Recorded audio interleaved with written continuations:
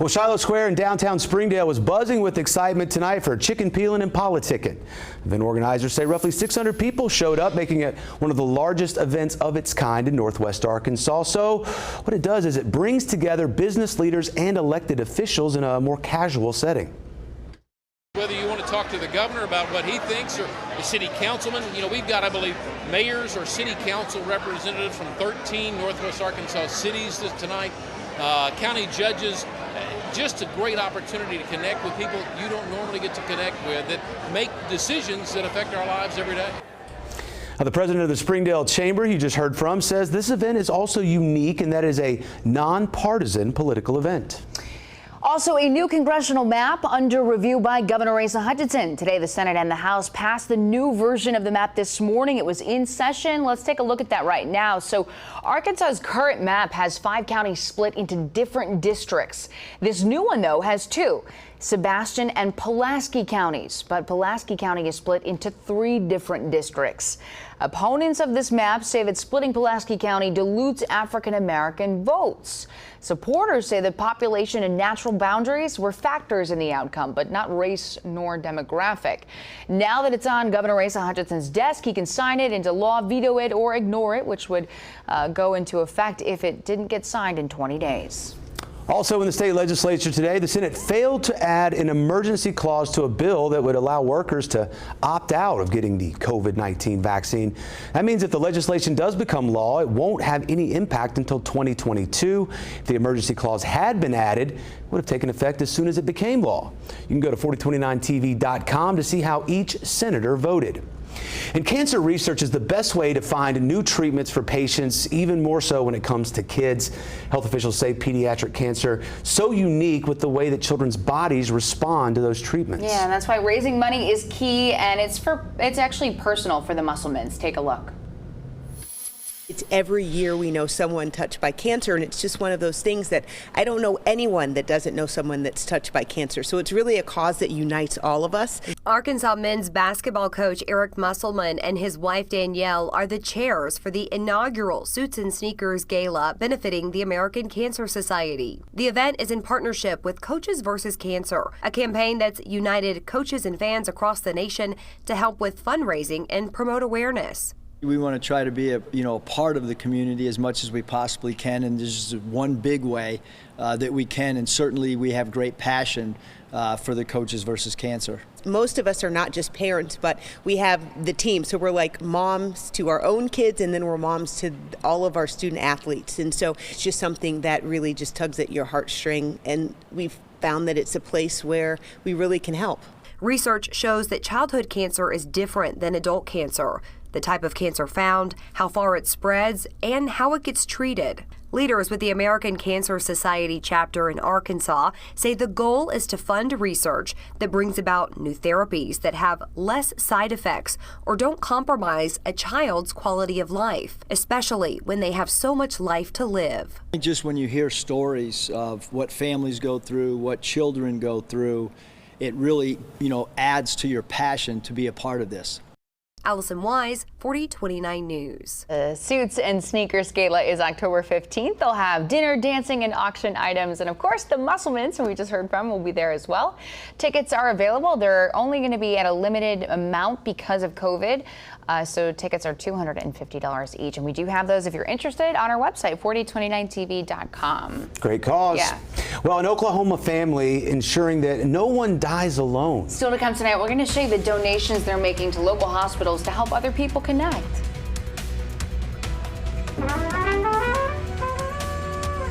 Yeah, if that doesn't get you in a good mood, nothing does. We're learning about the magic behind the traditional Mexican music mariachi. Stay with us.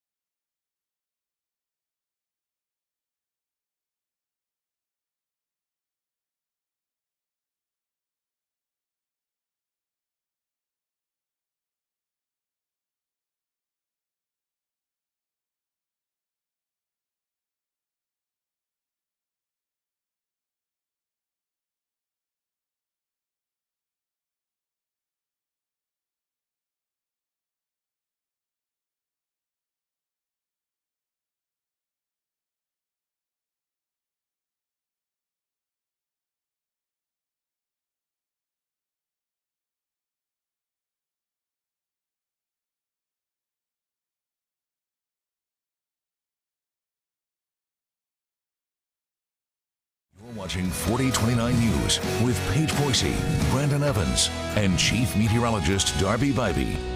Hi, welcome back. We want to continue our focus on Project Community tonight, Hispanic Heritage Month, with an unmistakable sound, and that, of course, is the mariachi. That's right, the traditional Mexican music. It's been around for centuries, and Stephanie Muniz, she's going to show us the magic and meaning behind the music.